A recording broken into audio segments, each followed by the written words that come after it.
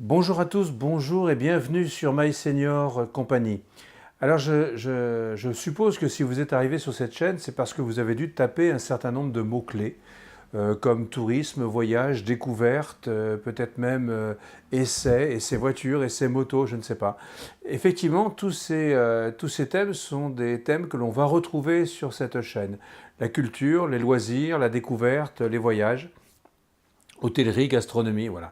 C'est ce qu'on va retrouver sur cette chaîne. Donc voilà pourquoi vous êtes arrivé ici finalement.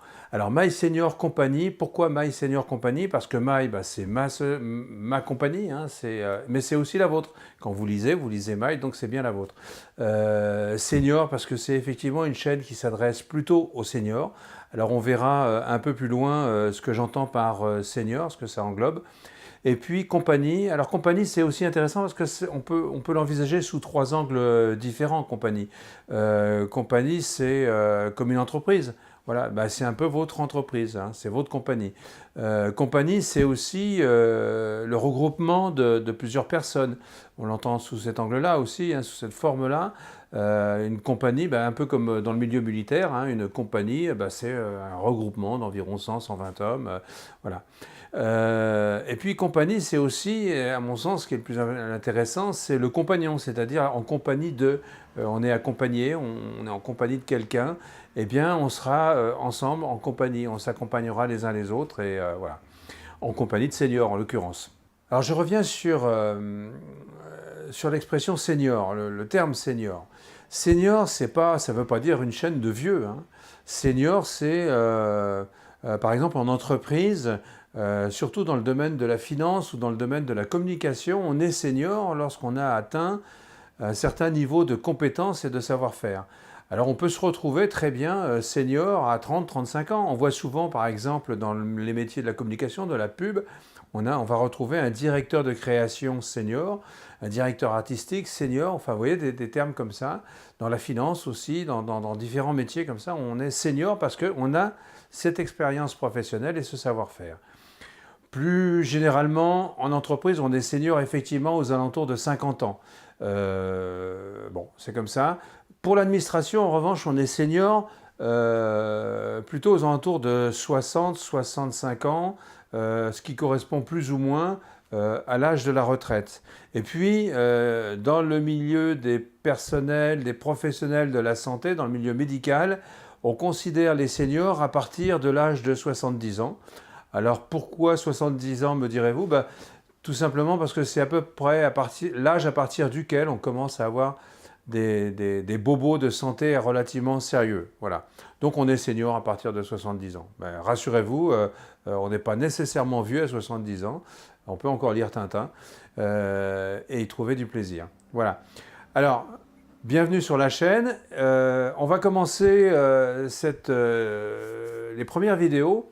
Je vais vous faire découvrir des musées. Alors, pas les grands musées traditionnels, pas les musées tels que le Louvre ou le musée d'Orsay ou le musée Rodin ou des choses comme ça. Je ne dis pas que ce ne soit pas de bons musées et de beaux musées et qui ne méritent pas le détour, ou le musée de Marseille, je ne me rappelle plus exactement de son nom, je le retrouverai. Mais ce que je vous propose, parce que ces grands musées, vous les connaissez tous, hein, enfin, ils sont faciles à trouver, on trouve beaucoup d'informations dessus, tous les guides nous interpellent sur ces musées, donc c'est relativement facile de les trouver. Moi, ce que je vous propose, c'est de découvrir quelques pépites qui existent un peu partout en France et ailleurs d'ailleurs, quelques musées insolites, voilà. Donc j'ai commencé à faire quelques tournages dans ce sens-là et je vais vous proposer de les découvrir. Et vous allez voir, ce sont des musées qui méritent le détour, qui ont cette particularité qui assez souvent sont tenus par un vrai passionné et qui sont soutenus par une association qui en plus, si vous voulez, les membres de l'association se relaient à tour de rôle pour organiser les visites guidées, et c'est vraiment très très intéressant. Alors on va commencer, vous allez voir, il y a toute une série de musées. Il y a un musée par exemple qui va être le premier, qui va être que je vais vous proposer, qui est le musée du phonographe et du son enregistré, qui se trouve à Pigalle, à Paris. Donc c'est un musée vraiment intéressant qui est tenu par un passionné qui a réuni des pièces assez extraordinaires.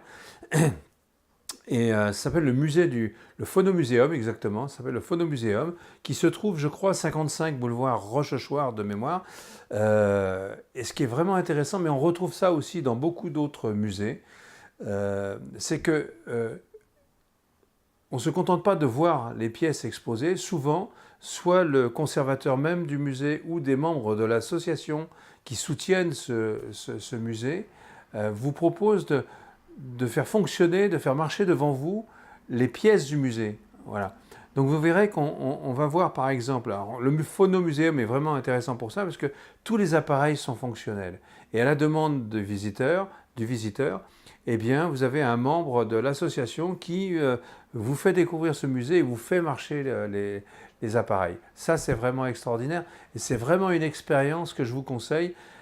Allez voir ces musées, allez le visiter, celui-ci en particulier, mais pas seulement, vous verrez, il y en aura d'autres. Et n'y allez pas tout seul. Allez-y avec vos enfants ou vos petits-enfants, surtout vos petits-enfants. Vous allez voir leurs yeux s'écarquiller, c'est assez extraordinaire. Derrière, on verra d'autres musées, je pense au musée de la musique mécanique par exemple, au musée de l'horlogerie à Cluses.